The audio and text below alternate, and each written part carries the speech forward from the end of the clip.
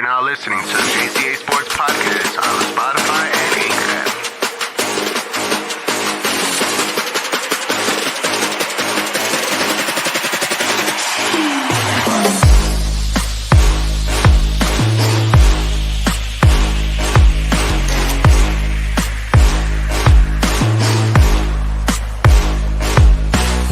To the JCA Sports.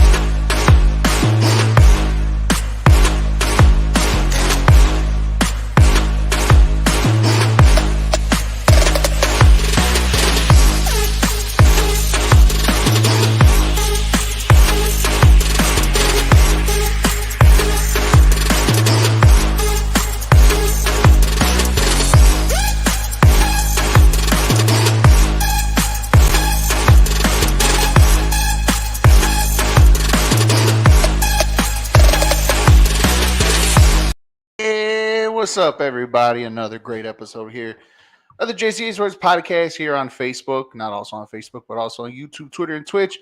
Brought to you by the Star 6 Media Platform. Yes, make sure you guys follow the Star 6 Media Platform on Facebook, YouTube, Twitter, Instagram, TikTok, and all the other social medias too as well under Star 6 Media, where you can find all our episodes too, not just the JCA Sports Podcast, but also the EAFP Podcast, Big League Chicago, 3 Up, 3 Down. Only Football, Big League Chicago, Slap Shots, and many other more podcasts coming along in the near future too as well. So make sure you guys hit that little bell to get notified when all our episodes are live for you guys and available for you guys too as well. There's going to be another great episode as we're going to go around the world of sports, talking about the NFL. Who is the leading contender, the leading team, the team that should or are the favorites in the NFC? We're also going to talk about a little bit AFC 2 as well. We're going to talk about the NBA. Kyrie is set to return on Sunday. It's the earliest I feel like they could come back if he can, meet his requirements. We're going to go a little bit into that. Early voting for MVP too as well. There's only one person to be named in that one, and it's not the one that repeated last year, the last 2 years, should I say, that and more. And then us, the gang, we trying to help you guys win some money with our bets for over the weekends. The guys should be hopping on a little bit soon. I am writing the show solo dolo. That's all right, because the link is also on the comment section too as well. If you guys want to join me anytime, any place, or if you guys have a comment, question, something dealing with the sports world, just let me know. I'll read it right here in the comment section. I will post it up on here too as well. And we get to talk sports. Yes, we will. And so first things first, we're going to take a trip around the NFL. And there's no more undefeated teams in the NFL anymore. The Eagles. CP. I know I can always count on you, man. Like I said, the link is on here. The Eagles lost on Monday night. The last undefeated team in the NFL, in the whole entire league. And it comes with questions like, even though they were undefeated, even though they were the last team to be undefeated, and even though they were the number one team in the NFC, quote unquote, record-wise, it just felt like it wasn't a team to be like, oh, shoot, we should be worried. Or, oh, shoot, like this team can actually do it. No, the Eagles still felt like you still could have said, Tom Brady's still there with Tampa. Or, the 49ers are looking good. Or hell, even look in their own division with the Cowboys and the Giants too as well. Like, oh, damn, like these guys too as well. It was also, it's just up for grabs in the NFC. You still got the Vikings, even though they beat the Vikings earlier in the season too as well. Primetime Kirk Cousins, which he never shows up. He always finds the way to lose the game when the lights are bright and the lights are big. But even then, right, the Vikings still have been going on a tear recently, but they haven't played any primetime games. The Vikings look like, they have the better talent across the board, and even getting TJ Hawkinson during the trade deadline too as well, like adding juice and adding more fuel to that fire, that offensive juggernaut. But at the end of the day, it's Kirk Cousins, guys, right? Let's be fair and let's be honest here. It felt like, okay, the Eagles, to some people, right, just because of the record, they were the number one team in the NFL and the number one team in the NFC, but not a lot of people were convinced. And on Monday night, it showed when they played against the Commanders. And it just showed that even the Commanders, who are in their division, look a little bit scared. Man, who told me that my hair wasn't? Man, Oh well, not every podcast you look cute. But anyways, um, but even in their own conference, with the Cowboys, the Giants, and now the Commanders, it's one of those situations to where like, okay, who do you pick? It's so much up for grabs. I mean, the NFC West, it's even up for grabs, right? With the Seahawks, the Rams, I think their season's probably over. The Cardinals are still there fighting, and obviously you have the San Francisco 49ers, who, in everybody's mind and practically opinion, is that they're the best team to come out of the NFC. Like, that's the team you need to beat. That's the team you need to go for, and they're going to be probably the third, maybe the fourth seed in the NFC. Because obviously number one, number two are going to go Vikings and Eagles, depending on what situation. Obviously in the NFC South, whoever takes it, that'll probably be the third or fourth seed too as well. So, and then everybody else that's going to come in, there's really no favorite. So to you guys, look who I see coming into the show. CP, what up, buddy? What's You finally good? supported the Lakers shirt today, huh? Yeah, this is for John because I know he always got something to say about him. So, and even they terrible right now, but hey, you support till you ride till you die. Yeah, of course. I mean, I hear you. I mean, hey, you got to stay true to your calling, to the team that you want to cheer for the most, man. And I get it. I get it. Whether you're a Lakers fan or a LeBron fan, I ain't gonna judge. You know, unless if you're like Jose, who apparently just likes any other player that comes along, and No, or is for the moment. Apparently, one minute he's a Chargers fan, the next he's a Bengals fan, next week he'll probably be a Commanders fan after how they played, the Eagles and being the last undefeated team. no, I But was to you, I was a to you. Lakers fan before Bron got. See, there you go. At least you stay true to your colors. Love it. I love it. But to you, CP, the question is to everybody here watching the show today, is who is the top contender coming out of the NFC so far this year? Out of the NFC, man. First of all, at the Eagles, I know this is gonna sound crazy to some people. The Eagles to me look like what I think was it last year when the Steelers started off 11-0. I think the year No, before I that, don't think last year. I think it was like the a year couple of years before ago. that, the Steelers started off 11-0, and like nobody was like really convinced that they were just like this crazy amazing team. That's kind of how I feel about the Eagles, bro. I'm not. I see too many flaws. I'm not sold on Philly. Um, I'm still not sold on Jalen Hurts, especially I got to see him in the playoffs, and their schedule hasn't been, that hard. So, I mean, I'm not sold on the Eagles or the Vikings. Believe it or not, even with Jimmy G as their quarterback, the 49ers and even at 5-4 are my favorite to come out of the NFC. They just got it all. They're just dealing with hella injuries right now. Trust me, if they were healthy, I think they'd be around the 7-2, 8-1 mark. But the start of the season wasn't conventional for them. They thought Trey Lance was going to be leading them this year, and now we're going down the same road with Jimmy G again. So I think once the 49ers get healthy and get their people back, they're by far the favorite in the NFC to me. Vikings, I'm impressed by what they did in Buffalo, but I still got to see Kirk Cousins in the playoffs. I'm just not gonna hop on the Philly and Minnesota bandwagon just yet. I gotta see more of them. Yeah, no, definitely for sure, CP. And I mean, if we look inside the whole entire conference, I mean, 1 and 2 is the Eagles and the Vikings. Like I said, at 1 and 2, Eagles in first simply because they had the tiebreaker beating them earlier this season on Monday night.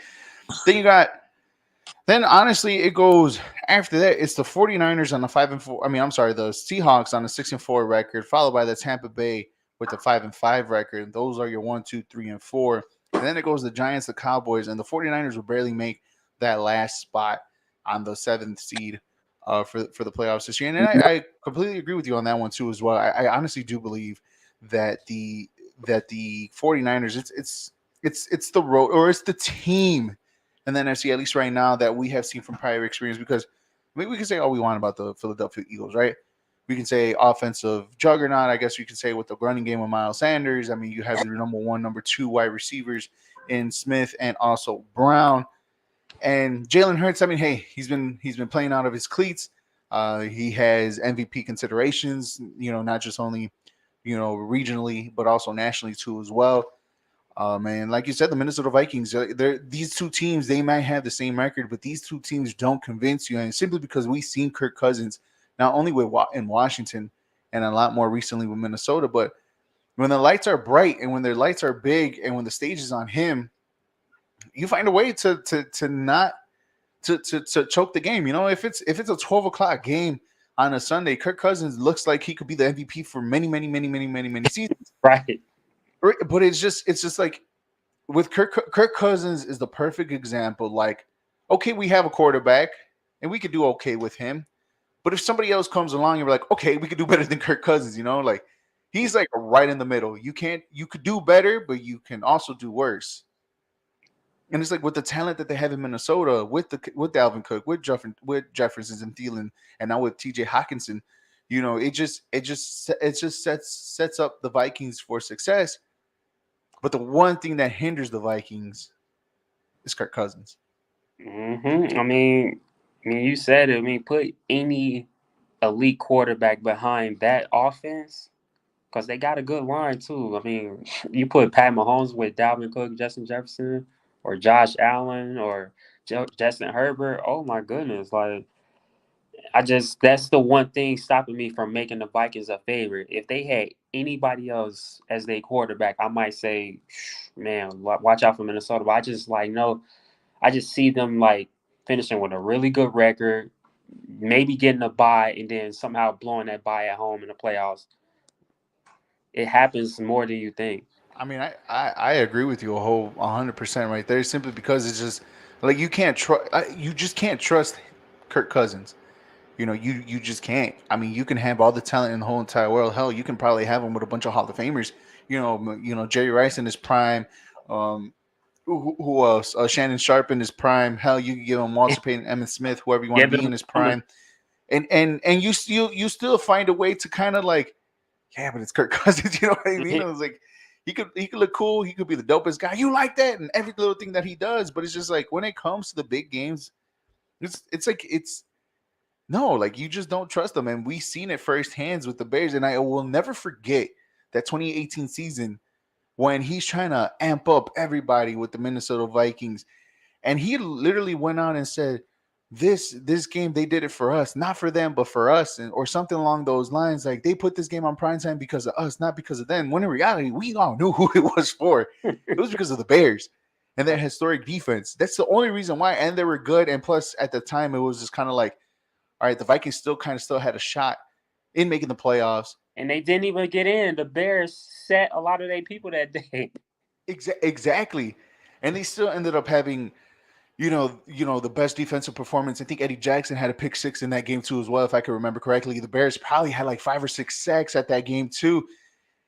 It just that will always be in my memory simply because of how Kirk Cousins is and the perfect example of a quarterback that he is. When the lights are bright, he's not that great. Exactly. So it just it's weird that how the NFC, even though you have teams with 8-1 records with the Philadelphia and the Vikings, and then you have the 6-4 Seahawks and the 5-5 Buccaneers, it's like it's still up for grabs even in their own respectful division. But the next question is, out of all the teams that are in the quote unquote bubble, like the New York Giants, like the Dallas Cowboys, now, I mean, what we've seen, I mean, can we count the Packers off after what we saw on Sunday, and even the Commanders, how we even saw them perform on Monday? Like, out of those teams, or if there's any other teams in NFC that kind of scares you. I mean, you could have the 49ers there, but that kind of scares you, or you kind of be like, that's an interesting team to look out for, when the season's at a tail end. Any of those teams, is there a team out there that catches your attention? Well, as far as Green Bay, I mean, it's like Aaron Rodgers said all those years ago. He's probably gonna have to run the table again to get in because of how well like teams like the Giants and Cowboys have played and their records are up there. I do think the Buccaneers and Tom Brady, I think they're gonna start to figure it out as they get their running game back. That white kid looks really good and looks a lot better than Fournette was looking. Fournette looked like he was putting on a few pounds. Um, Yeah, no, you're right. yeah, and if Brady gets his running game back, you still got to watch out for Tampa Bay. I know people like are already saying he should have retired and all this. I'm not counting Tampa Bay out yet. Tampa Bay and San Francisco are the two I'm still looking at. Dak Prescott, I would say Dallas, but Dak, man, he just I don't know with him. Like he'll go give you 4 good games and then give you 6 bad ones. Like I I trust Dallas. I just don't trust Dak right now. And I hate to say that because I really used to like Dak. And if it wasn't for him, the Cowboys would probably be my favorite just because of how like well balanced they've looked. But yeah, I mean, besides Tampa Bay and San Francisco, not much of those other things. And Tampa Bay is only still alive because the NFC South is just so terrible. They're the You're absolutely right. least. Like you had the NFC least, now you had the NFC going south. Like No, yeah, you're absolutely right, man, and it's kind of a toss up. Simply, and you can even go far west too as well because I don't know if there's a lot of people out there that are waiting for that downfall for the Seattle Seahawks, right? I mean, they're still the number one team in the NFC West for a reason. Record wise, obviously, I honestly feel like they'll be tied if the 49ers started Jimmy G against the Bears. I think we will have two teams that are tied for first place in the NFC West.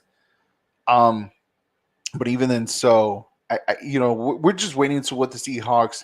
When were the Seahawks that we all talked about that they're going to be the worst team in the NFL? They're going to get the number one draft pick. Like we're still waiting for that team to come, and I don't even know if we're even going to get it. And yeah, even though Geno Smith is your number one quarterback, right? That team still is. You still got Tyler Lockett. They still have DK Metcalf. They have that running back. What Walker the third? and Kenneth Walker the third as the running back, and he looks like a beast. Like that dude can run. I'm just upset that I didn't even pick him. I think a lot of people I picked him. drafted him. I was able to pick him up. Same. I know that he was available in a few leagues, but he's a monster, and it's just kind of like Gino finally can be a game manager, I guess you could say, or a guy. Obviously he's been in the league for a good while now, and we're just waiting for that quote unquote downfall simply because who's at quarterback. But I don't even, I personally don't feel like we're gonna see that. And I still believe and I still think that the Seattle Seahawks may creep into this playoff picture, whether as a wild card or even the leaders for the NFC West. I mean, I know they play the 49ers one more time later on in the season in San Francisco or in Santa Clara or in Oakland or wherever they play. They Or no, this one's at home. The next one's at home. I'm sorry, I apologize. In late December, it's going to be at home, and it's going to be a key one simply because if it's still the same record or they're still a game behind, this is a difference maker for this team. I personally feel like the Seattle Seahawks may be that one team, or if they have that home field advantage, it doesn't matter if it's the Cowboys, it doesn't matter if it's the Giants, it doesn't even matter if it's the 49ers, hell, it doesn't even matter if it's the Bucks, which I don't think it's going to happen. But where I'm going with this is that home field advantage is a real thing. And we see them when they had the worst records in home field advantage and they blew out the Saints in one of the playoff. Like that stadium has magic. I mean, that was when Matt Hasselbeck was still quarterback, right? Yep. Yeah, I mean, Marshawn Lynch, I think he got traded to Buffalo. It was like in his second or third season in the NFL. Brian Marsh. Caused the earthquake for sure. And the one man that really knows about this is Rick, who's out there in Washington. He said the 12th man is real, and I do believe it too as well, because I also see it with the Seattle Sounders when they play there too as well. And that stadium is no joke, man. And I mean, the teams that are on the bubble. I mean, you could still consider the Seahawks on the bubble simply because of how slim their record is, or how slim their advantages in the NFC West. Man, oh man, don't get me wrong, man. Just keep an eye on Seattle. They may not make it far. But that's a team that you should worry about just a tad bit. If I'm being honest, I don't think they get in. I think San Francisco catches them for the division and wins. I think only one team makes it out of that division into the playoffs, and I think it's going to be San Francisco. The Giants are 7-2. I mean, unless they just completely collapse. I mean, they're being well coached right now. Dayball is. I mean, that's the front runner of Coach of the Year. I don't Well, think there's no without close question. second. I don't care. I don't care what Philadelphia does. Dayball, what he's doing in New York, Coach of the Year. Yeah, without question. You got to get it to him because the Giants essentially have the same roster from last year. So, I mean, one a hell of a coach can make a difference. So, I mean, you're probably going to have three teams, and we can't sleep on Washington either. I mean, after what they just did to Philly, I mean, who knows, man? I mean, you're definitely going to probably get three from the NFC East at least. You're going to get one from the South, one from the West, and I think only one from the North. Like, I don't see Green Bay, Detroit, or Chicago making it, and Definitely not. so you're probably going to just have Tampa Bay from the South. You probably have three from the East. You know what? You might be right. Seattle could creep in as a wild card, but I think they'll be on the road, which they probably don't still. But hey, let me not sleep on Pete Carroll because you just never know. No, you definitely don't know. It's a He's guy. a smart guy. So Yeah, I mean, he's been to multiple Super Bowls. He's won one.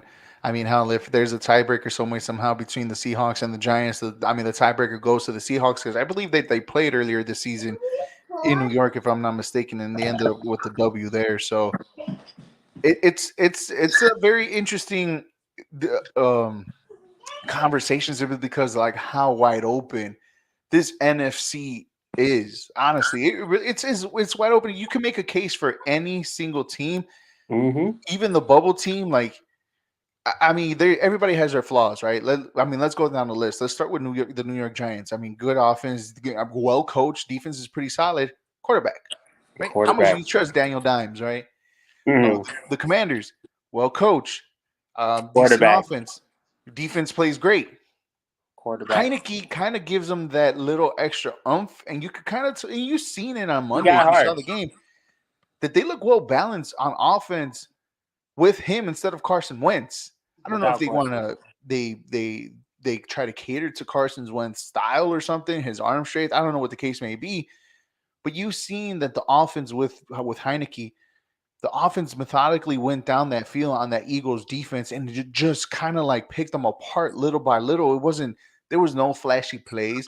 It was just everything was just game plan down to the point with the T's crossed and the I's dotted, and that game plan was just perfect for them to defeat the Eagles and ruin their undefeated season.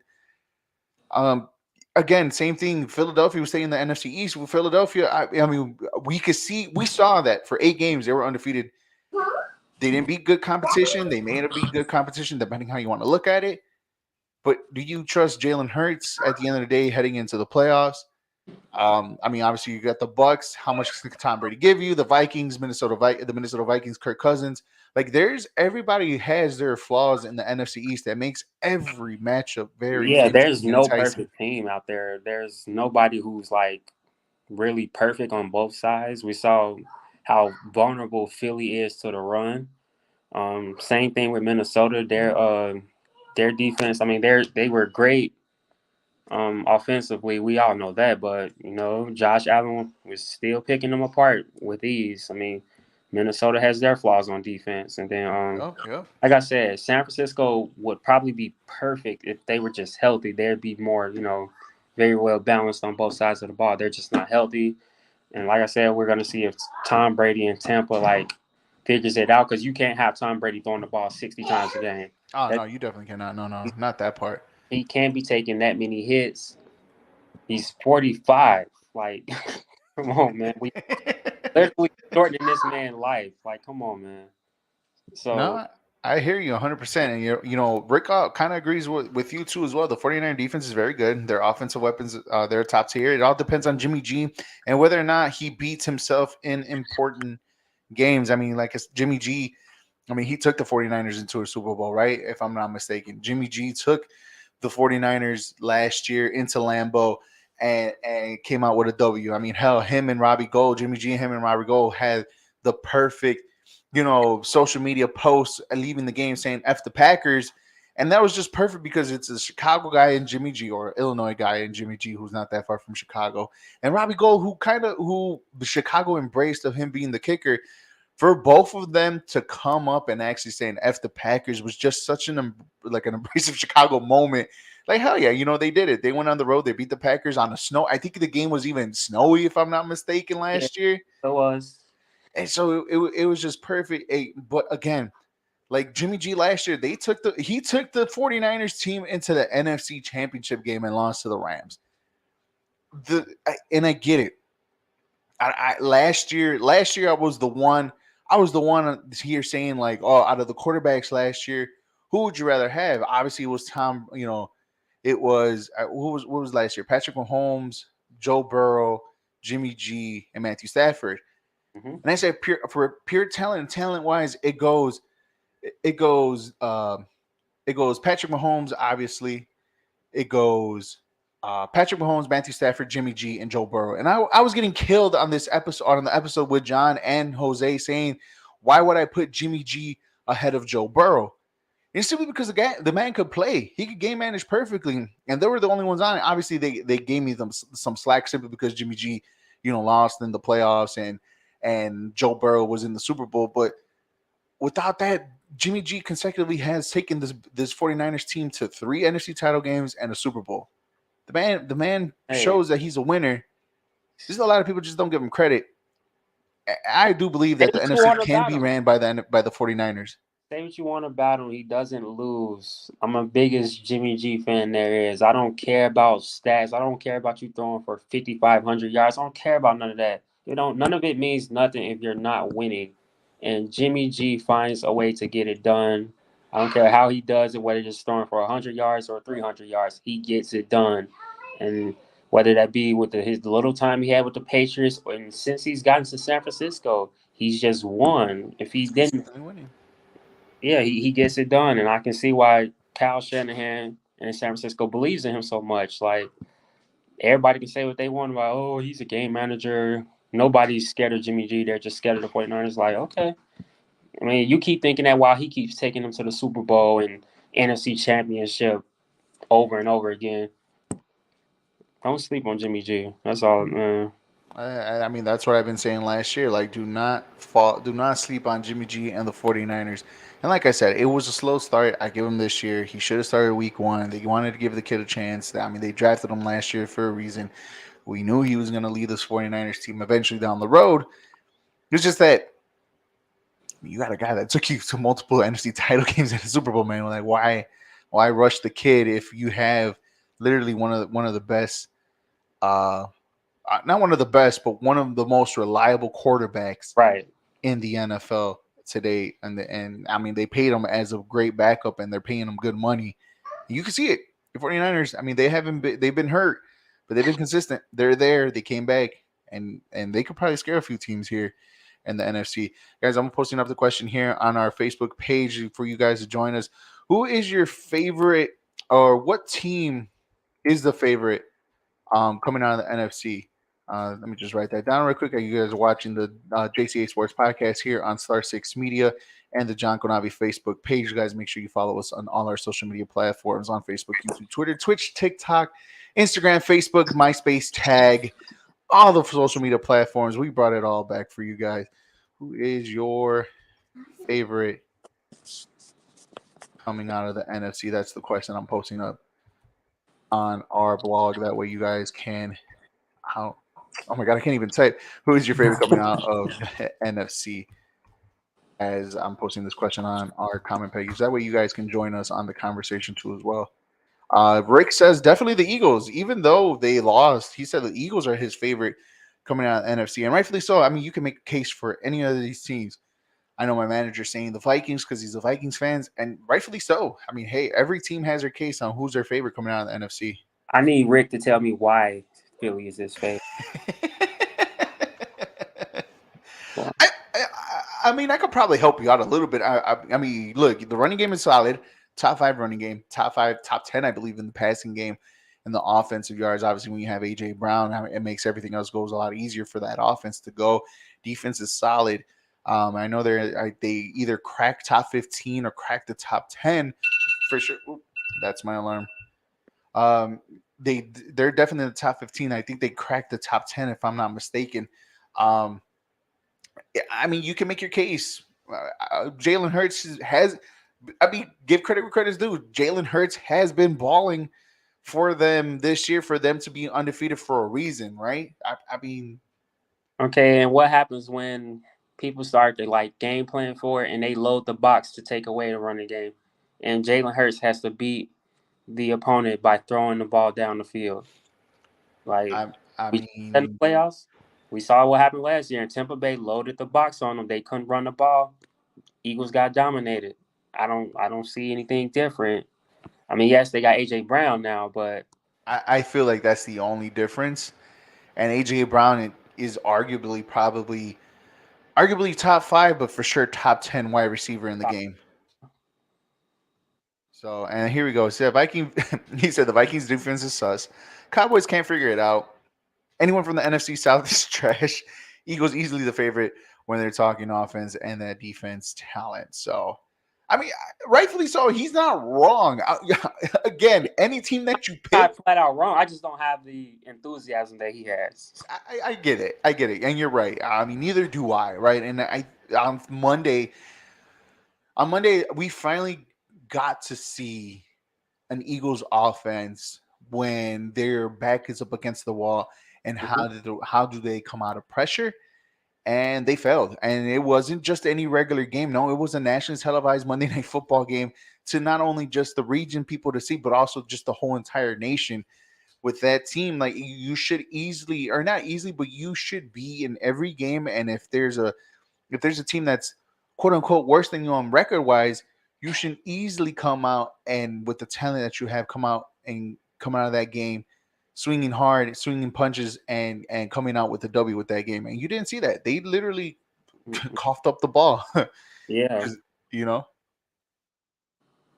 So it's just, I get it. Every case for the NFC teams, you can make it every case. But now as we transition to the AFC, and it was still on the Vikings point, I mean, they defeated the Buffalo Bills on Sunday, and everybody has been choosing the Buffalo Bills to come out of the AFC. I think that's been the sexy pick, even in the preseason, right? They completely forgot about Patty Mahomes and everybody else. And right now, the clear-cut favorite to me coming out of the AFC, it's not the Miami Dolphins. We've seen the Miami Dolphins struggle with the Bears, even though they have similar records, the Chiefs and the Dolphins. But to be honest, I think it's just the Chiefs until somebody says otherwise, right? Right. But hey, I mean, Eric, this is what they do. They did it last year. They've done it the past few years. They ignore the Chiefs until the very end, until they lose. Yeah. I mean, Pat Mahomes, the way he lost last year, like I didn't put much stock into it. I mean, it was a fluky, weird interception that he lost onto the Bengals. But I honestly feel like he should have beat them. And if they get to the Super Bowl, who knows what happened against Matthew Stafford? But like people ride the Josh Allen train. They was even riding it last year when the Bills lost. So I'm not surprised that nobody really has the Chiefs on their radar, even though. And I got Josh Allen as one of my fantasy starting quarterbacks. Well, but like I've seen his struggles up close, and yeah, don't get me wrong, he's dynamic. Run the ball as hard as anybody. He's got a great arm, but I'm still seeing issues. I feel like the Bills are making him do too much, and I feel like they're making him play hero ball like Mahomes used to do a few years ago. And I feel like that's just going to lead to their downfall. Like they're going to keep putting too much on Josh Allen, whereas the Chiefs, like they're letting Mahomes do it like in a groove. Like everything is not like fast paced. Like they go at Mahomes pace, and I like the way the Chiefs are playing. I like what I was actually seeing from their defense a little more lately. But hey, I mean, I like that Chiefs. That people keep having the Chiefs as the underdogs. Keep it that way. Oh, definitely. I mean, if that's how you feel about the Chiefs, then go right ahead. I mean, a lot of people don't like sustained success, and that's what the Mhm. Kansas City Chiefs have been ever since Patty Mahomes took over that starting spot. Like What, break, 4 years ago? Something like that. So yeah, you're right. I completely agree with you. I don't know why year after. It's simply because I think it's something new and something fresh, right? That is kind of like, okay, we've seen the same song and dance with Patty Mahomes and the Kansas City Chiefs, right? Last year we got lucky to see Joe Burrow, Joe Cool. I think Jordan's the one that says Joe Shiesty for Yeah, president, and you're right. It's understand. It was fresh. It was something new, simply because we've seen Patrick Mahomes year in and year out winning the Super Bowl, losing the Super Bowl, another AFC title game, blah blah blah blah blah. That last year was kind of like a fresh breath air for the NFL, at least for a little bit. That Joe Burrow got a chance to play in the Super Bowl, and it was still a good story, right? Most hit quarterback, tore his ACL last year, comes back, get his wide receiver. They make a fantastic run at the end. They beat out the Titans, even though he got sacked 25,000 times in that game. They beat up on the Chiefs in the AFC title game.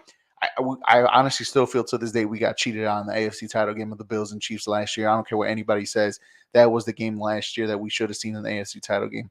without Even question. then, so again this year is again the Bills is just a sexy pick, and it's just the most exciting team out there, simply because again it is fresh. And the Chiefs are just still doing their business, and I still feel just like everybody else, right? And you and I and probably everybody in the nation thought losing Tyreek Hill was a big thing, I didn't and apparently not. like it. I was They replaced him with with glad to with see Juju. They got Kadarius Toney now. It's just now a whole group of wide receivers, and Patrick Mahomes is still balling and he's still doing his thing. So Yeah, I wasn't scared at all. I wasn't worried about Mahomes losing Tyreek Hill because he found ways to make Demarcus Robinson look good. I mean, McCole Hardman, no knock on those guys. They're okay, but Mahomes was making them look like legit number ones. Like, I mean, I knew when he lost Tyreek, it was probably going to be better for him because sometimes he used to get a little bit too, reliant on Tyreek Hill. Like, oh, Tyreek down there, I'm gonna just throw it down there. He's gonna do something for me. Now he has to actually use his receivers the right way. And what's crazy is that the Chiefs refuse to run the ball. Like, let's say you stop the Eagles and force them to throw the ball, like they're not gonna have a choice. Where the Chiefs refuse to run the ball, and yet you can't stop them from passing it. Like, okay, we know exactly. they're not going to run it, but okay, we just know you're going to pass it, so we're going to send three deep. But it's like, oh, it doesn't matter. Mahomes is He they're still still going finds to a cook way. you either way. So it's like, He's a great magician. He runs out of the pocket. He extends the plays, and when they do run the ball, they occasionally run the ball here and there to humble out the other defense real quick. And Rick on the comment who's been showing on, he said Chiefs are the favorite. The Bills and Josh Allen are getting sloppy with the ball, and the sustained success from the Chiefs is Patriots-esque here and there. And you're right, Josh Allen leads the league in interceptions this year too as he well. And definitely does. it's kind of those moments where it's kind of like yes, he can do it. Let's put it out there. His team, he can do that. He could chuck the ball 25,000 times in one game, and he has Stephon Diggs back there, Knox back there, Gabe Davis. Davis. Like he too has weapons for him to keep airing it out and stuff like that. And the running game is pretty decent too as well with Singletary, and obviously Josh Allen contributes to that too as well. But it's not a perfect team. They invested in Von Miller, but you can kind of see the flaws in the secondary with this team. And when they don't pressure the quarterback, like this team is beatable. The Bills are beatable, and there's three teams that have done it. The Vikings were the latest one, over the weekend doing it. So, but they did it in a fashion to where it's like, damn, how the hell are you guys considered the favorites in the AFC if you're letting this team, and they had a healthy lead, they had a good lead in the game too as well, the Buffalo Bills, and they just methodically let the Vikings come back into this game. I mean, hell, I love the fact that Dalvin Cook ran for, what was it, a 50-yard touchdown or something like that, I think whatever it the was. case may be. I mean, I have him out of my 8 fantasy football leagues. I have him in 5, so that helped me out personally. But respectfully, like that wasn't the case on Sunday, and it's just weird the fact that the Bills are still considered the favorites, and yet they have moments like this to where it's like, why are you considered the favorites if the Kansas City Chiefs are still doing what they're doing quietly in the back here? You guys are watching the JCA Sports Podcast here on Facebook, YouTube, Twitter, and Twitch under the Star Six Media platform. Rick on the comments says the Bills are starting to remind me of the Colts with Manning. A very good team, but can't close like the Chiefs can. You know what the issue is? I'm starting to see with the Bills the same trend from last year. They had the Chiefs buried. I mean, Josh Allen got that touchdown with like 15 seconds left, and you let Mahomes drive right down the field into field goal range. Like we saw it earlier this year against the Dolphins, and now we've seen it against the Vikings. Like all the Bills' losses, they've just been pretty much blown leads where they just Yep. they couldn't hang on to it. And like until I see this trend go away against the good teams, that's why I can't make the Bills my favorite, because I see the same trend going into the playoffs again where they might get upset by one of the other teams in the AFC, whether it be Miami or the Ravens or even Tennessee. Like these teams are going to exploit them because of their mistakes. Like if they get rid of those mistakes, yeah, the Bills will be the scariest team. But those mistakes, keep teams in the game, and that's why I can't like convincingly. I mean, that's a good comparison. The Colts with Manning used to lose to Brady all the time. Used to get to the playoffs and get like knocked out of the first round or the second round by like the Chargers or somebody. Like it used to happen a lot because the Colts could never they could score with the best of them, but they could never finish. They could never get it done. No, I agree with you 100%. And you know what? The crazy part about it is that we all chose the Bills to run away with this division, right? Right Literally, now, they are in third in their division behind the Miami Dolphins. And surprisingly, the New York Jets. Jets, The New York Jets. the New York football Jets. What the hell is happening with both New York teams actually finally being good in the same season, man? Like, it doesn't make sense. I think 2022 is a year where the NFL does not make any sense. I mean, right now the Bills, like I said, they're in sixth. If the season ended today, the Chiefs will be the first place team, followed by Miami in second. And again, the team that me personally, and I'll stand by this, right? Me personally, I put this team out, out to bed. Just didn't give them a shot, didn't give them a chance. But the Tennessee Titans are still there. Tennessee Titans are still winning games. They're coached very, very well.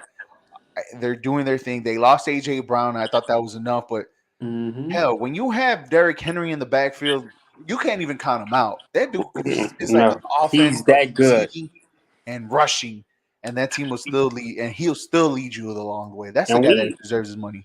and we all said the Colts. Like literally, all of us picked the Yeah. Colts at the beginning of the year to win that division, and it's just been all Tennessee. I had a sneaky suspicion that they would still even like keep doing it even without AJ Brown because they never threw the ball a lot in the first place. So why would we No. think losing AJ Brown would be that much of a deal? It's beyond crazy. And right now they're the third seed. Right, and the Baltimore Ravens. I mean, we saw this coming. They're 6-3. That's another quiet team too as well. That could probably come up to you, and especially if you have Lamar Action Jackson, and as your quarterback, anything can happen. He still has no wide receivers. He just has Mark Andrews, but that still works. Somehow, some way that still works. The running game works simply because hell, Lamar Jackson is your running game. And it's crazy how this goes. The Jets are number 5. Like, how the hell did the Jets number 5 over the Bills who are 6? And leading off to finish off the season ended today with the 7th spot, barely sneaking in. Guess who would it be? Mm. The New England Patriots are up there.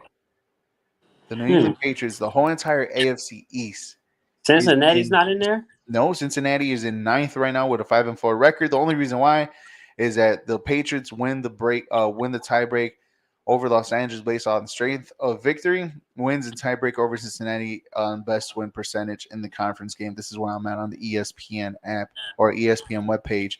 And that's the only reason why the Chargers are not in there, and they have a better point percentage. I'm talking about scoring points percentage. Scoring points better for some reason the Patriots over the Bengals. I don't know, but that's what I'm reading right here. That's what it says. It's weird, but if the season ended today, the whole entire AFC East would be in the playoffs. Wow. Exactly. Exactly, and it's just weird. I mean, again, the same question applies. And then here we go. Rick's lovely wife, who we haven't met, but his wife roots for the Jets. And then he's like, "Damn Jets, the wife kills me rooting for them, and they are ahead of the Bills, man. I'm sorry, man. Look, I apologize, but right now Wifey's right. The Jets are in there, and they're ahead of them, and they're better seated. But the same question as I asked you earlier, and I'm gonna ask everybody too as well. Uh, what team on quote unquote the bubble? And there's a lot of teams too. I mean, you still have the chance of the Cincinnati Bengals making it. The Los Angeles Chargers, if they get healthy, they're up there too as well. Hell, let's just put it like this. Let's put it in this perspective, right? And I don't want to be the guy to start something, but let's just somehow, some way, the Cleveland Browns make some noise and ends up winning 2 or 3 games in a row, or 2 out of 3, right? And Deshaun Watson is coming back, and their schedule is a little light at the back end of the season too, as well. That's crazy. Do we still count the Browns in there too as well? But out of all the teams, and this question is still the same but different. Out of all the teams in the AFC, what team will give the Chiefs a hard time in the AFC? Give the Chiefs a hard time? Yes, sir. Because right now the Chiefs are the only dominant team in the AFC, and rightfully so. So, what team can compete with them to take them down their throne or take them off the throne? Even with, but I mean, I'm looking at people with a defense, and like, they're okay on offense, because obviously the way the Jets have looked, I would have said them, but Zach Wilson like leaves a lot to be desired. So right now I'm just looking at Tennessee and Baltimore, even though obviously I wouldn't put them as favorites, but as far as like giving the Chiefs a hard time, I feel like Tennessee and Baltimore, they've seen the most of Patrick Mahomes, so maybe they'll figure out some type of game plan to try to slow that offense down. Okay. And at the same time, try to, maybe run the ball down the Chiefs' throat, because that's how you're going to beat them. You're not going to beat the Chiefs trying to outthrow them. You have to slow Mahomes down, control time of possession, run the ball. That's the only way you're going to beat them down. That's how the Bucs beat them down in the Super Bowl. Yep. So, I mean, obviously, and the Bucs did that. Obviously, so the perfect game managing, running game was perfect. I mean, the weapons that Tom Brady had, and that defense was great too. Let's be honest, that defense, that front seven was just a monster. Patrick Mahomes was running for his life that game, and also maybe just maybe, I'm right. I'm not trying to make any excuses for the Patrick Mahomes. line was gone. It was gone the game before. I mean, he lost Eric Fisher to I think it was a torn Achilles or an ACL or something like that. I think it was an Achilles, right? He did lose Eric Fisher. He did lose both of his tackles. Hell, Kyle Long was in that team, and he ended up losing him too as well. So it's kind of like starter on the line. Yeah, he was, and so it's kind of like, okay, all right. Patrick Mahomes did whatever he could. And to be honest, if the players kind of made a little bit of plays here and there, Patrick Mahomes had a shot to bring in that team, because Patty Mahomes did almost everything in that game just to make it interesting and for his team to be in the game, and it just never was, man. And you could tell that dude was winning. Hell, I think he even messed up his toe that game, didn't he? Yeah. I don't remember if he had surgery or not, but he was definitely injured afterwards. Yeah, for sure. I mean, Rick on here on the my double click.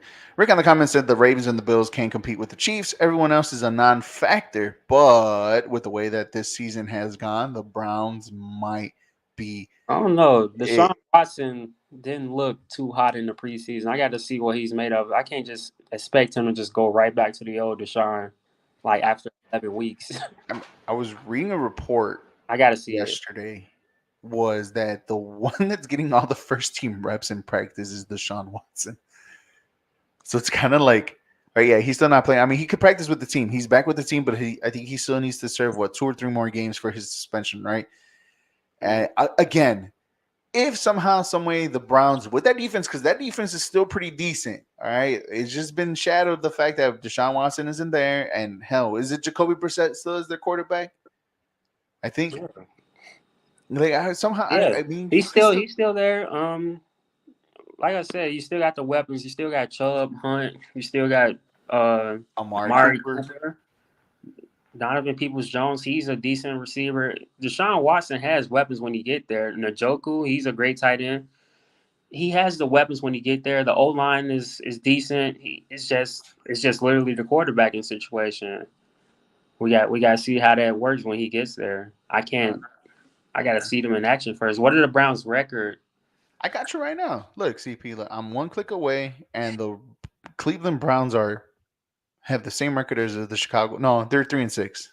Oh, that might be hard to come back from. Hold on. I'm clicking on the schedule. Let me give you the next schedules for the Cleveland Browns. All right. So somehow, some way, they have to win 2 out of the next 3 games, right? Because I feel like the I want to say at the Bengals or versus the Ravens are one of the 2 games where he comes back, right? So here's the next game. Sunday at Buffalo. Oh, that's Next Sunday at they play against the Buccaneers go to Cleveland.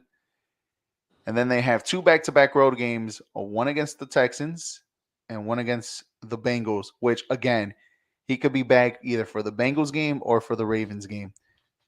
You win 2, maybe 3 out of those games, the last 3 games of the season, last 4 games of the season, Ravens, Saints, Commanders, and the Steelers. They would literally have to. Okay, 3-6. They have to win out. Yeah, pretty much. Based on how good the AFC is, yeah, he's gonna have to go at least 6-1 to have a chance. Something like that. 7-0 to like probably put yourself there, but you're gonna have to go in 6-1 to have a chance, and that's a lot for a dysfunctional Browns team. I'm very dysfunctional. I'm not. I feel like based on that schedule you just read to me, I see maybe 3 wins in that, maybe 4. Deshaun is himself, maybe they could go 5-2, but I don't see them like running the table like that.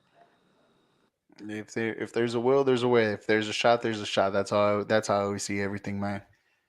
But again, everything's possible. But right now, like you said, it's the Ravens and the Bills are the only teams that could compete. I still think the Chiefs are probably running away with this division. I don't see anybody else. I'm still going to keep it how I said. The Chiefs are going to be in the Super Bowl. I think we're going to get the Chiefs and the 49ers once again in the Super Bowl until another team proves me right. That's what I wouldn't mind that. That's a good game. Defenses are both solid.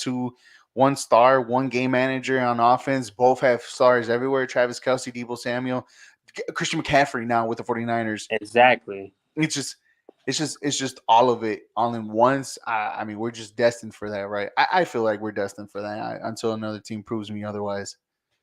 But you guys are listening to the JCA Sports Podcast here on Facebook brought to you by the Star 6 Media Facebook page, guys. Make sure you follow not just only the JCA, the John Conavi Facebook page, but also follow Star 6 Media too as well. Make sure you make us your friends so you guys can follow all our posts and sports knowledge and our sports podcast too as well.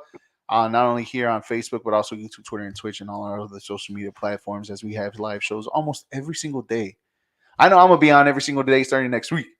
So you're going to see this pretty little face every week at 7 o'clock talking about the real football and football in soccer for the World Cup. So I'm excited for that one right there. And then I am lining up a guest or 2 for the World Cup to join me on. So be on the lookout for that one. Let's switch to the NBA real quick, man. And we got news today that Kyrie can be back on Sunday to play with the Brooklyn Nets.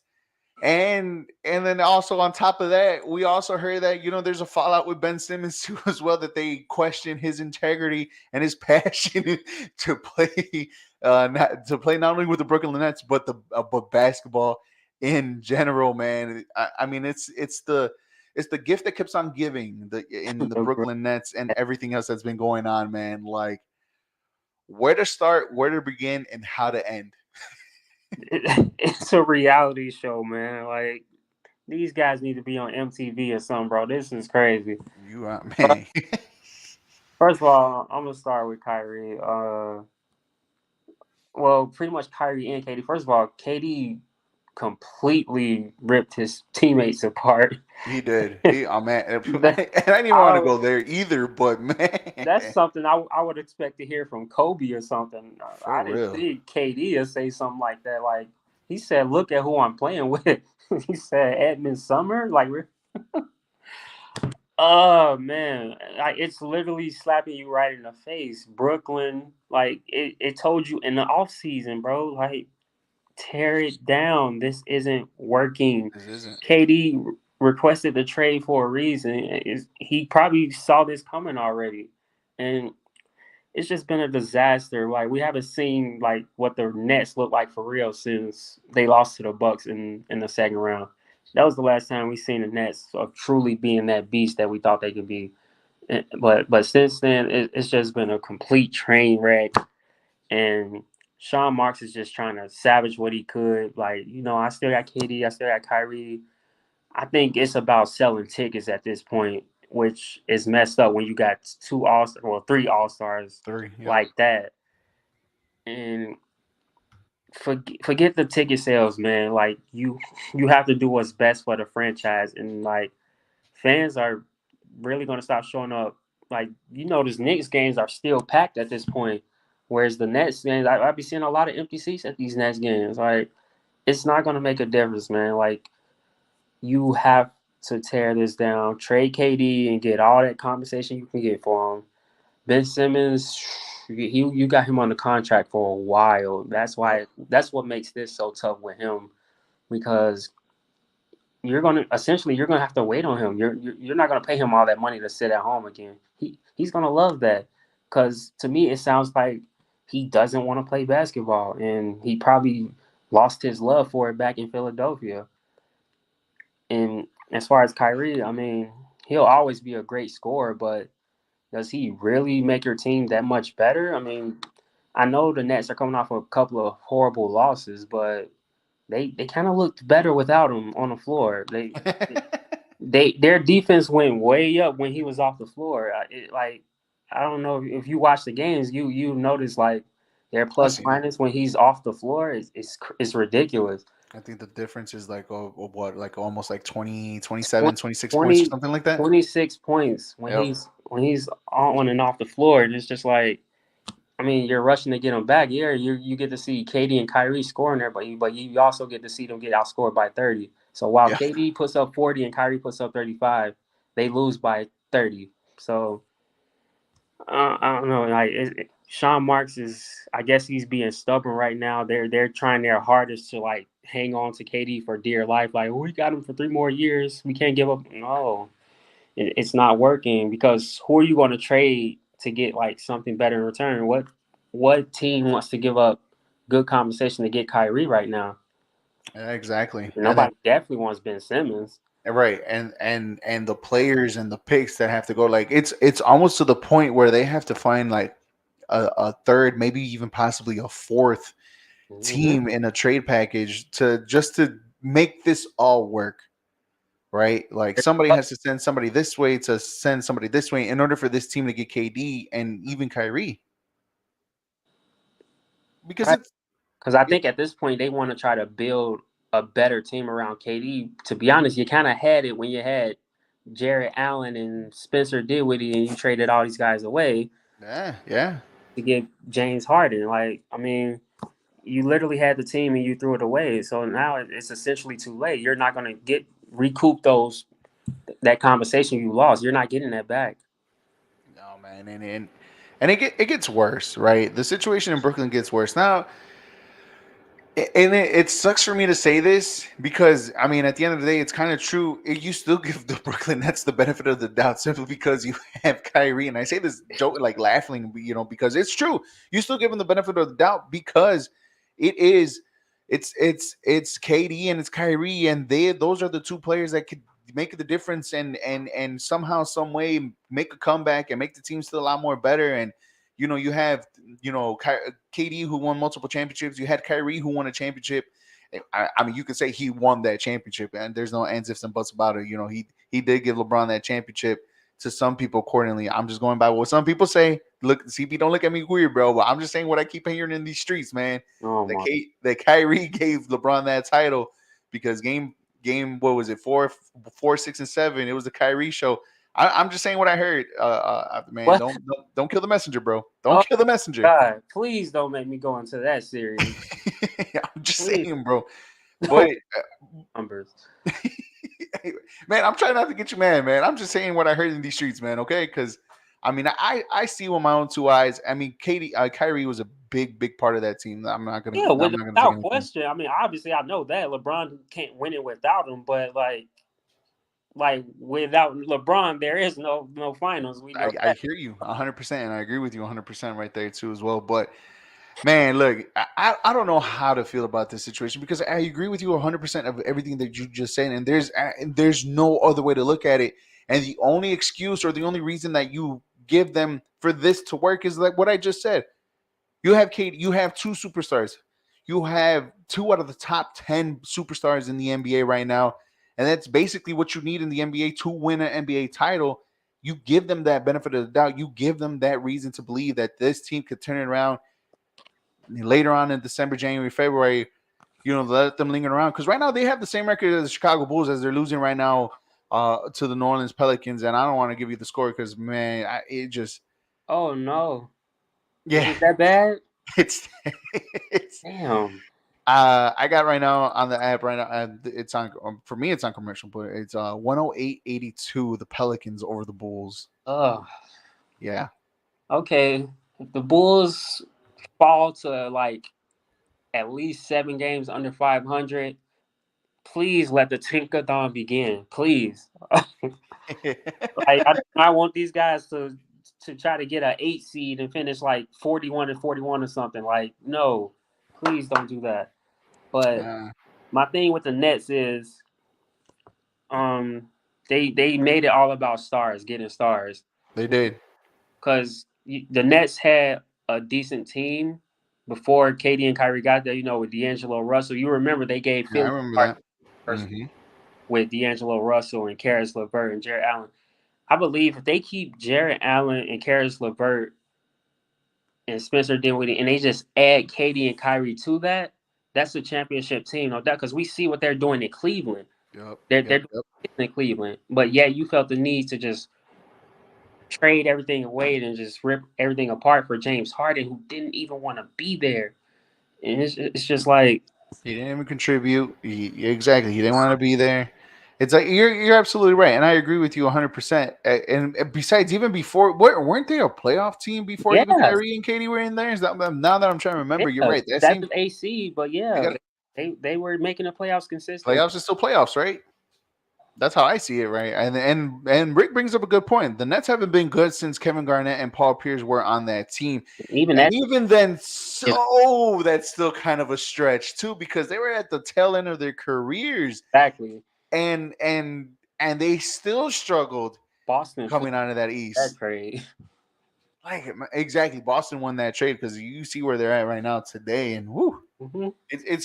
it's crazy to think that one franchise that you had a franchise that went from New Jersey to Brooklyn, and they were all about the stars. And I mean, they got the stars, and when they didn't have the stars, they were actually better. Now they have the stars, and now they're not good at Their all. words. And it's just the drama. Like imagine if this was in New York, this drama happening in New York. Oh my God, we wouldn't even hear the end of it in any other sports stations or even in LA. Because even LA has their own little, drama going on over there. But it's getting a little better. It's getting a tad bit better, CP. Is it how? I It don't. just it's not as circusy as it was in the beginning, simply because I mean, I, it The just only the only teeny bit of light I have is the fact Westbrook is looking like himself again off the bench. And yep, AD gave me 37 and 18 the other night. That looked like the prime Anthony Davis. yep. That's the only thing I have to go on. To be honest, I'm the biggest LeBron fan there is, but I'm starting to see the age. I'm starting to see Father Time catch up with him. I'm just not seeing him like stay in front of people like he used to. He's just having a hard time with it, and I'm just not convinced he can like lead teams like he always used to. I just have my own conspiracy theory here, all right? But this is just me. I'm not getting this from no source. I'm not getting this from no. But this is just me and my personal thought, and me just trying to stir something up. But I honestly do believe that like LeBron has already given up on LA, and is kind of preserving his body a little bit longer for when his son comes into the league and for him and his son to play together. And they're probably gonna tear it up one more time, and then we're gonna be like, "Oh my God, whoever said LeBron was done with." Look at Oh him my now, god! blah blah blah. This is it. I personally believe that he's preserving his body until his son comes back, and they're gonna go at it for 2 years, and then he's gonna retire as a champion. Oof. Hey man, you got some really long arms with that one. That was the biggest reach I ever heard. I mean, again, I'm saying this. It's a reach, right? You're right. A huge reach. A huge reach, right? Like I'm 5'10" and a half. I'm 6'7" with arm lengths, bro. Like I got some dumbass long ass arms. Okay, maybe like 6'5". I do too, but But I honestly do believe like that's basically what's happening. LeBron doesn't look the same, but also at the same time, like is given the drama that happened in New York, it's just kind of like he just kind of gave up, and he's there to collect the checks and to play basketball just to get his body still in rhythm and try not to get hurt. And because I haven't seen the same LeBron like you said, 1v1 straight up facing, breaking down his defender and getting his layups and his mid range going on. Like I haven't seen that from LeBron this year, and the little that I have, it's kind of like okay. I mean, he still has it. You can see it all the time, right? I mean, the only thing that still looks bad is his hairline and everything like. But that's a whole nother conversation. That's gone forever. We know that. But yeah, but it's kind of like I personally still believe that LeBron is kind of like preserving his energy and the whatever basketball he has left just for that reason. Because everybody knows that once Bronny gets drafted, that team that drafts him automatically is going to get LeBron James for whatever the contract may be. We all know this. He has said it publicly. So we could see LeBron and Bronny and Washington for all I care. You know what I mean? And it's still going to be like, well, Washington's going to be the contender, and we're going to see LeBron James of old back again. I mean, he's going to be what? He's going to be 40 by then. You really think he'll still have it by then? By the time Bronny gets there? I mean, that's why I think it's such a reach, because what team is LeBron and Bronny? He can't even lead this team with Anthony Davis on it. Why would he be able to lead a team with Bronny on it? I honestly believe that this team, all of them, I'm talking about all of them, have already checked out amongst themselves. Honestly, I do believe a team like this cannot be, what are they, 3-12, 3-10, 3-11 or something like that? 3-10. There's no way. There's no way in hell. And I honestly do believe like this, everybody, the 16-man roster has all completely checked out on themselves, bro. I do believe that. I honestly do believe it. There's no way. There's no way in hell, bro. I wouldn't say the whole roster.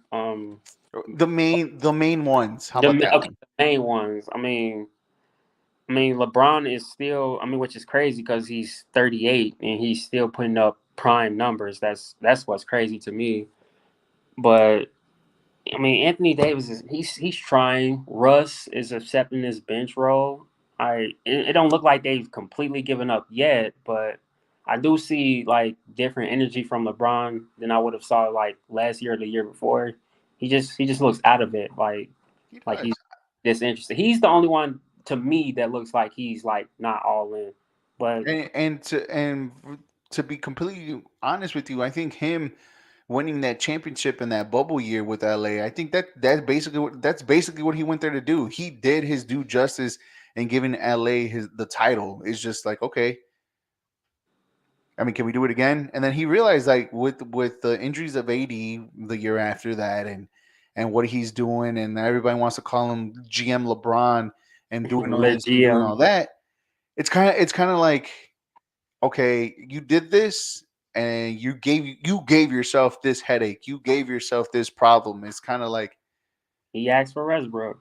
He did ask for him. He could have had DeMar, and they ended up getting Westbrook. Imagine that. Imagine him and DeMar DeRozan together. Oof. Oh, don't remind me. I know. I'm sorry. I had to. I apologize, but I mean, that's the case, man. And I'm sorry, but that's why I don't feel sorry for them being. Me neither. I don't either. Because they got too greedy. They got too greedy with this building. First of all, they should have brought that team back that they had in the bubble. I don't know why it was full of 3-and-D guys. I don't know why you didn't bring most of that team back. You decided to rip it apart because you want to keep bringing back stars. It's not about stars anymore. We see that with Giannis. I mean, Chris Middleton, he's an all-star now, but he had to work himself into an all-star. Yep. Drew Holiday, we completely forgot about him. He worked himself into a defensive specialist. We used to know Drew Holiday as like this all-star point guard. And he turned himself into a defensive specialist. But the Bucks aren't this mega star team. It's all about Giannis and what you put around him. That's what the NBA is now. Luka is finding ways to win with just him and 3-and-D guys. It's not about, and that's why the Lakers and Nets are suffering because they keep making it about stars. While the other teams that are succeeding, the Suns, making it Chris Paul, Devin Booker, you're going to build around them. Like, stop trying to like sign 3-4 all stars like it's 2012, bro. Like, this doesn't work anymore. No, it doesn't. And you know, it just. And then we have the Chicago Bulls who have no stars and are struggling horribly. So That thing, 200 million, baby. I told you, I've been telling everybody I wasn't a fan of giving a guy who barely cracked top 30 200 mil. I And I guess wasn't that's. either, but we sort of had to. We didn't have a choice. I mean, look, I said it. I said it again. I said it on this podcast a couple weeks ago, and I'll say this again: that you could have done this completely different, to where maybe you don't have to give Zach LaVine that money, and then you find a way to trade for Donovan Mitchell, and it just be a completely different story. Everybody said Donovan Mitchell was never in the mix. I never said he was. I just said the moment you give Zach LaVine that contract, Donovan Mitchell was never going to be in the picture. The moment you gave him that contract, that went off the table. That's why they went for Rudy Gobert. And now look what Donovan Mitchell's doing in Cleveland. Look where Cleveland is at. And look, Even though I think they lost today against they lost or they're losing. Oh, let me see the scores. Give me a second. They're losing to the Bucks 109-91 right now in the fourth quarter. So I'm just saying, bro. Like, welcome to basketball hell. I told people this. Yeah. I've been saying people this, and I get it. It's because of the market. Right? It's a business at the end of the day, guys. And I get you guys said, they play their players, they this and that, and all this. Eric, I I'm get with it. you, bro. I'm completely with you. If I'm the GM, I'm not paying LaVine that money neither. But He wasn't your guy in the first place. So, like, why do you have to cater? I don't know. I guess to show that you care about your players. I guess to show that you're loyal. Maybe players will see that and be like, "Oh, the Chicago Bulls take care of their players." And if you let LaVine go, he's like, "Oh, what if they'll do that to me?" I don't know. That's a lot of assumptions, but Yep. And you know what? You know what they say when you assume.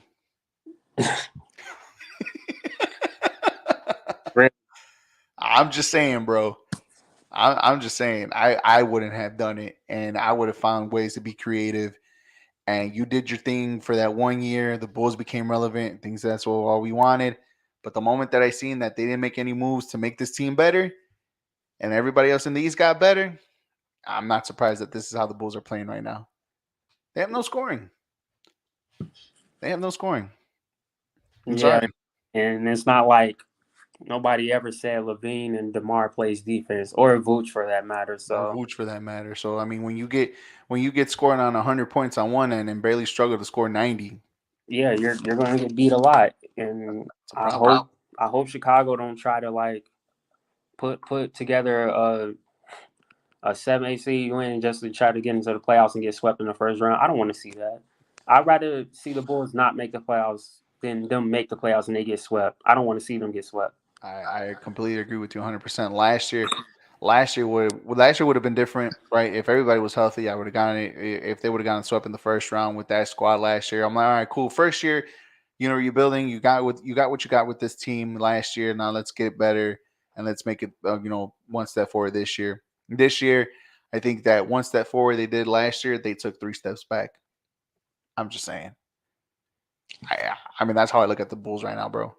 And right now, the score line says it itself. Let me give you the update on the score.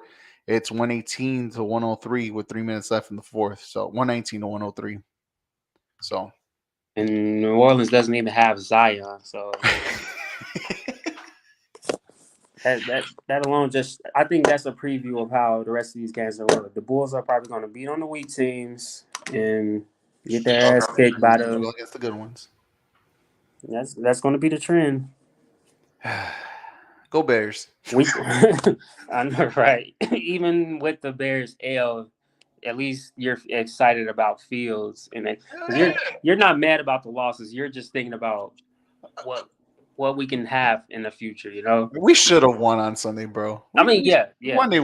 It was Sunday's game. What needed to be. It's like one of those games where, like, yes, it was close, but this team needs to win no matter what. No matter what.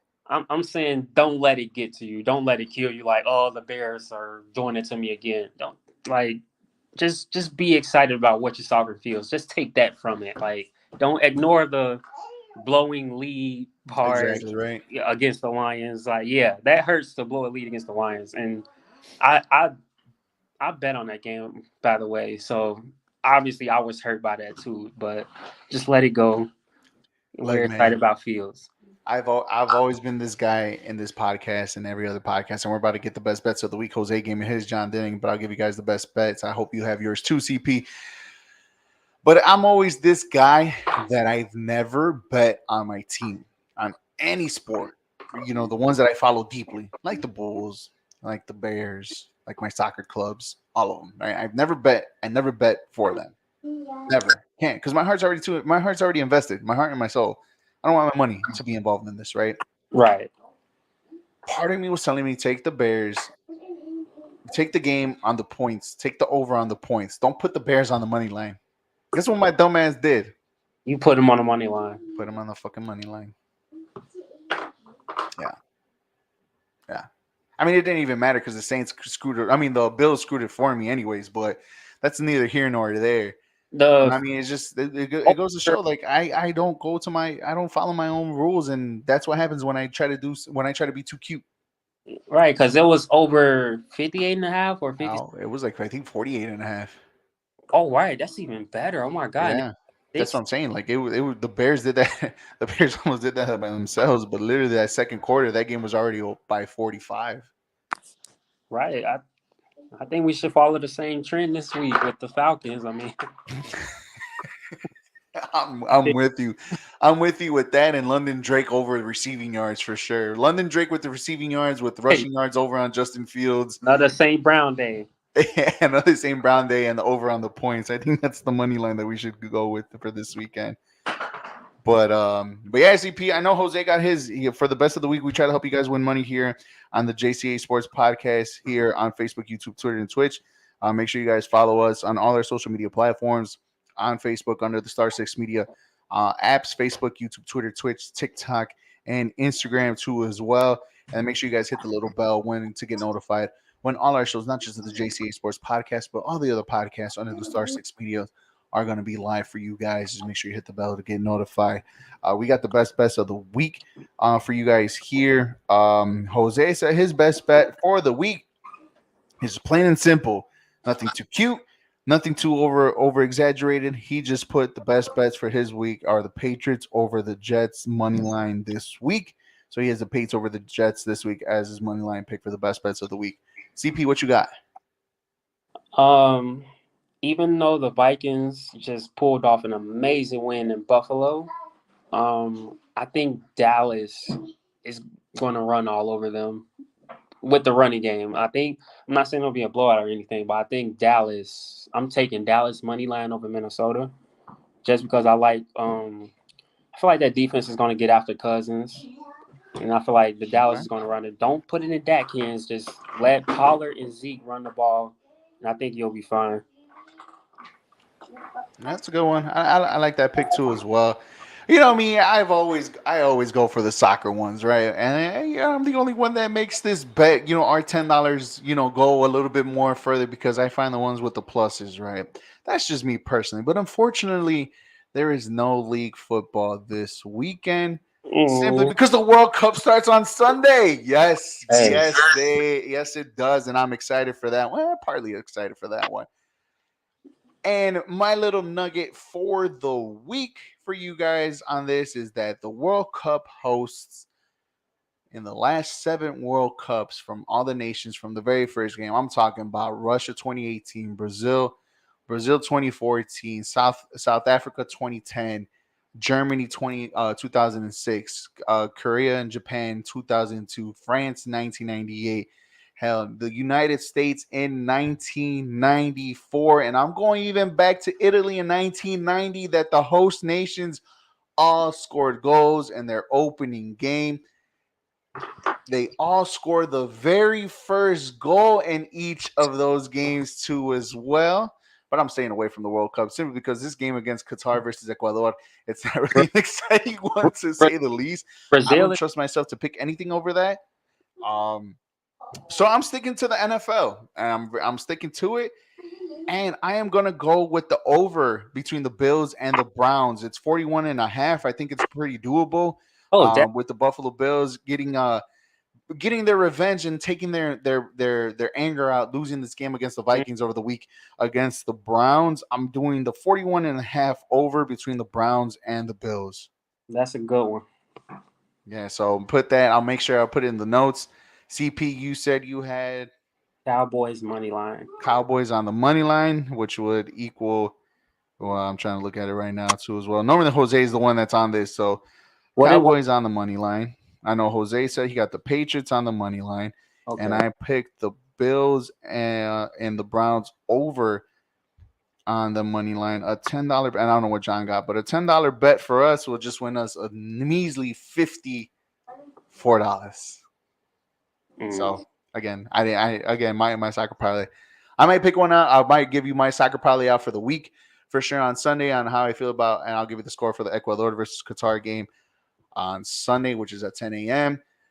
But for us, this we went over. Hell, I love CP. See, with CP, I actually get a sports conversation instead of lunacy with the other two here. This is why I appreciate CP so much, simply because we can actually sit down here and talk sports like true men here. No disrespect to the other two, by the way. I take the emotion out of it when it comes to sports. As it should be. As it should be. But sometimes, man, that's kind of hard to do sometimes, too. Oh, trust me, I know you. I be wanting to go off on John ripping the Lakers all the time. Trust me. He makes me want to go back on all the failures of what it'll be.